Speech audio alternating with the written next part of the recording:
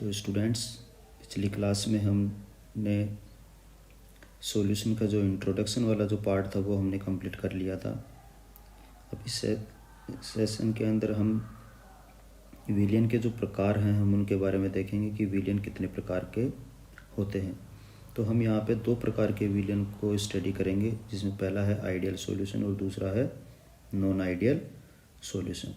तो पहले स्टार्ट करते हैं आइडियल सॉल्यूशन को। देखिए आइडियल सॉल्यूशन क्या होता है। आइडियल सॉल्यूशन, इसको हम बोलते हैं आदर्श विलियन। परिभाषा बहुत इम्पोर्टेंट है इसकी आगे, क्योंकि इसी से इसके बाकी की चीज़ें सोल्व की जाएंगी। तो आदर्श जो विलियन होता है उसकी मैं डेफिनेशन आपके सामने यहाँ पे लिख रहा हूँ, समझने का प्रयास कीजिएगा। ऐसे विलियन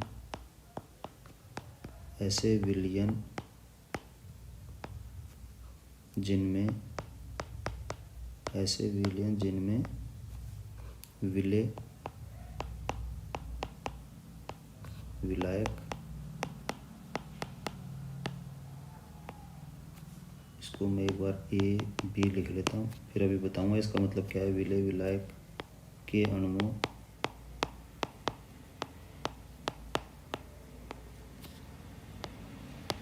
के मध्य आकर्षण बल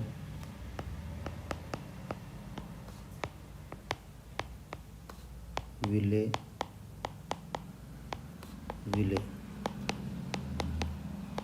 इसको मैं लिख लेता हूँ ए तथा विलायक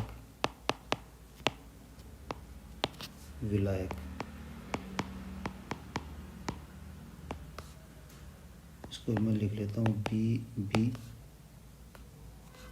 विलेय तथा विलायक आकर्षण बलों के समान होता है। आदर्श विलियन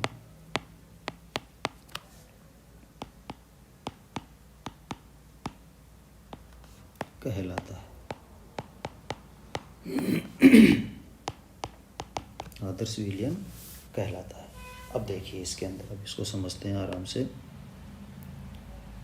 क्या हो रहा है इसमें। तीन प्रकार के फोर्स काम कर रहे हैं यहाँ पे, ए बी, ए और बी। ये तीनों के प्रकार के जो फोर्स हैं वो क्या होंगे, आपस में बराबर। तो पहले तो हम ये लिख लेते हैं ए बी, ए बी। जो ए वाला है वो विलेय के बीच में लगने वाला फोर्स है। विलेय ये है विलेय विलायक के बीच का, विलेय विलायक के बीच लगने वाला फोर्स। और ये है विलायक के बीच में लगने वाला फोर्स, विलायक। मतलब सारे के सारे जो इंटरमोलिकुलर जो फोर्सेज होते हैं वो कैसे होते हैं, एक समान। तब वो विलियन क्या कहलाएगा, आदर्श विलियन कहलाएगा। इसको एक डायग्राम से समझने का प्रयास करते हैं। देखिए यहाँ पे एक डायग्राम बना देता हूँ ताकि आपको ज़्यादा समझ में आएगा। कुछ पार्टिकल ले रहा हूँ मैं यहाँ पे, ये मान लो सॉल्वेंट के पार्टिकल हैं। किसके पार्टिकल हैं, सॉल्वेंट के पार्टिकल। ये रख दिए मैंने सॉल्वेंट के पार्टिकल। अब हमने इसके अंदर एक सोल्यूट को डिज़ोल्व कर दिया, किसी सोल्यूट को हमने डिज़ोल्व कर दिया। मान लो ये एक सोल्यूट है जिसको हमने डिज़ोल्व कर दिया। समझने के लिए इनको पार्टिकल्स को दिखा रहे हैं हम, और मैं इसका नोटेशन कर देता हूँ आपके सामने ताकि आपको सुविधा रहे। ये है विलायक जिसको हमने रखा है बी पार्टिकल से, और ये है हमारा विलेय। जिसको माना है हमने ए पार्टिकल। अब देखिए क्या हो रहा है, देखो यहाँ विलायक विलायक के बीच में इंटरमोलिकुलर फोर्सेस लग रहे हैं।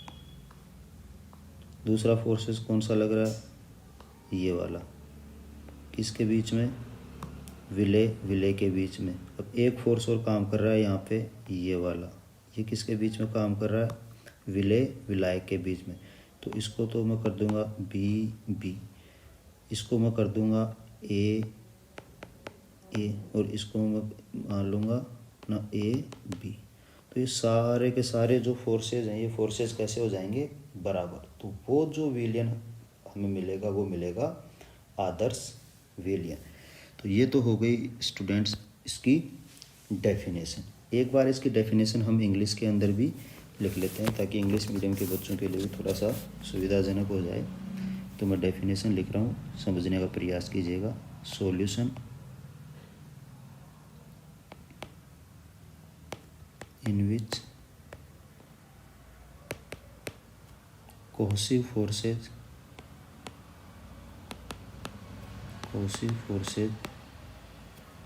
या इसको मैं बोल दूंगा London forces are uniform throughout means attractive forces between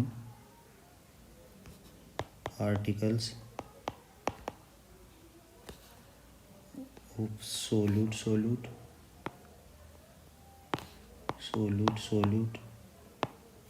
जिसको हमने क्या कहा था, ए सोल्यूट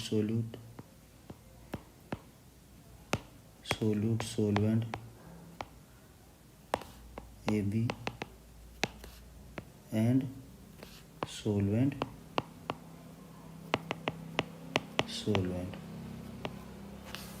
इसको हमने मान लिया बी बी आर सेम। तो ऐसा विलयन क्या कहलाएगा, आइडियल सॉल्यूशन।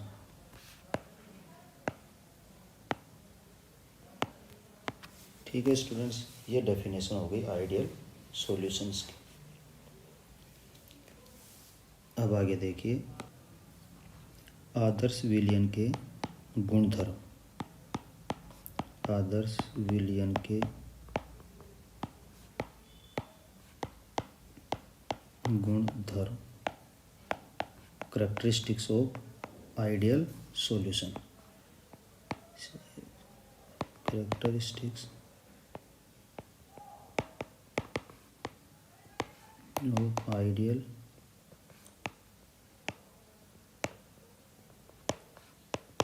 सॉल्यूशन। आदर्श विलयन के गुण क्या होते हैं, तो इसमें देखिए सबसे पहला गुण कौन सा है, ढंग से समझिएगा इसको ताकि आगे नॉन आइडियल का पढ़ेंगे तो वहाँ पे दिक्कत नहीं आए। ये विलयन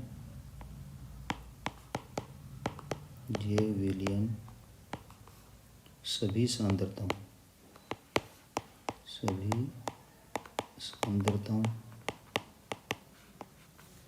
पर राउल्ट के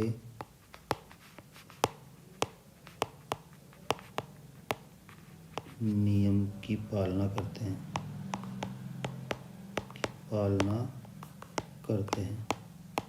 राउल्ट का नियम क्या है, ये हम आगे की जो हमारी क्लास होंगी वहाँ हम इसको डिस्कस करेंगे। दूसरा जो गुण होता है इसका वो होता है इन विलयनों के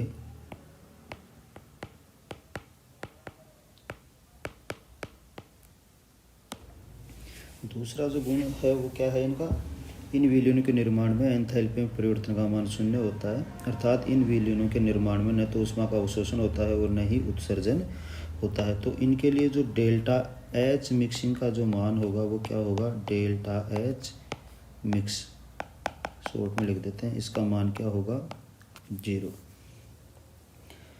that means on the formation of ideal solution there is no change of enthalpy.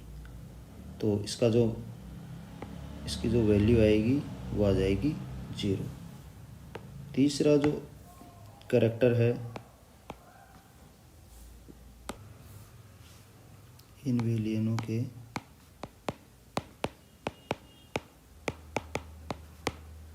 निर्माण में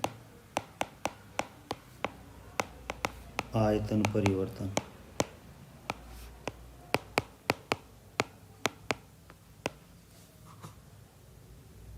का मान 0 होता है।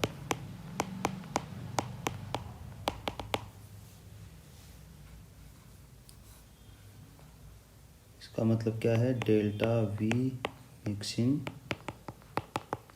0 होती है। इसका मतलब ये हुआ कि विलेय प्लस विलायक को मिलाने से जो विलयन बनता है उसमें आयतन में परिवर्तन नहीं होता। इसका यदि मान लो मैं 1 लीटर लूँ, इसका मान लो मैं 1 लीटर लूँ, तो जो आयतन होगा कितना होगा, 2 लीटर। ऐसा नहीं है कि आयतन ज़्यादा हो गया कि 2 से 2.5 हो गया या 2.6 हो गया, ऐसी स्थिति नहीं होगी। आयतन जितना पहले था आयतन उतना ही बाद में होगा, आयतन में कोई परिवर्तन नहीं होगा।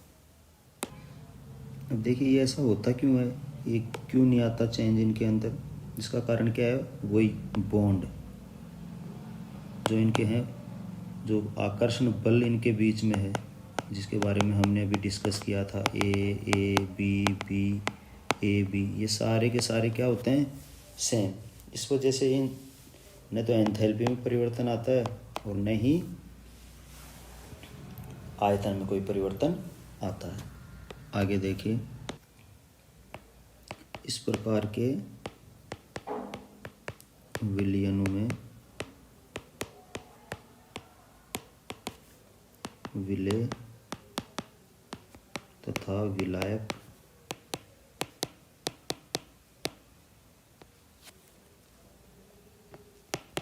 एक ही प्रकृति के होते हैं। मतलब जनरली क्या होता है, विलेय और विलायक दोनों ही क्या होते हैं, लिक्विड होते हैं। क्योंकि आयतन की बात तभी करेंगे हम जब दोनों ही क्या होंगे, लिक्विड होंगे। और जो पांचवा जो गुण होता है वो होता है इनकी एंट्रोपी में परिवर्तन का। मिश्रण की जो इनकी एंट्रोपी होती है वो धनात्मक होती है। मिश्रण की एंट्रोपी,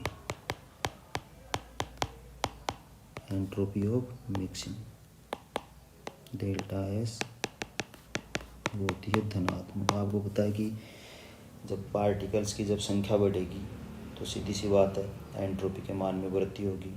और ये जो एंट्रोपी ऑफ मिक्सिंग है ये आइडियल हो या नॉन आइडियल हो, दोनों के लिए ही पॉजिटिव होती है, ideal as well as non ideal. तो ये हमें याद रखना है, इसका मान हमेशा पॉजिटिव ही होगा। आगे हम इसके एग्जाम्पल देखते हैं कि इसके क्या क्या एग्जाम्पल हैं। एग्जाम्पल्स, एग्जाम्पल याद रखने से पहले एक नोट याद कर लेते हैं हम, ताकि हमें एग्जाम्पल याद करने में आसानी हो जाए। तो ये नोट क्या है आपका, in ideal solution, in ideal solution solute and solvent have identical shape and dipole moment almost same। ये पॉइंट अगर याद है तो आपको एग्जाम्पल याद रखने में आसानी हो जाएगी। अब आप देखिए एग्जाम्पल, आप खुद कह दोगे कि हाँ बिल्कुल सही बात है। यह है मेरे पास में बेंजीन और ये है मेरे पास में टोलुइन। तो ये एक आइडियल सॉल्यूशन बनाएंगे मिक्स होके, पहला एग्जाम्पल। दूसरा एग्जाम्पल साइक्लोहेक्सेन प्लस साइक्लोहेप्टेन। देख लीजिए शेप भी लगभग समान है, डाइपोल मोमेंट भी समान है। तीसरा एग्जाम्पल हो जाएगा इसका n hexane plus n heptane. चौथा जो एग्जाम्पल होगा वो हो जाएगा आपका C6H5Br प्लस C6H5 आयोडीन। ये देखिए लगभग समान है।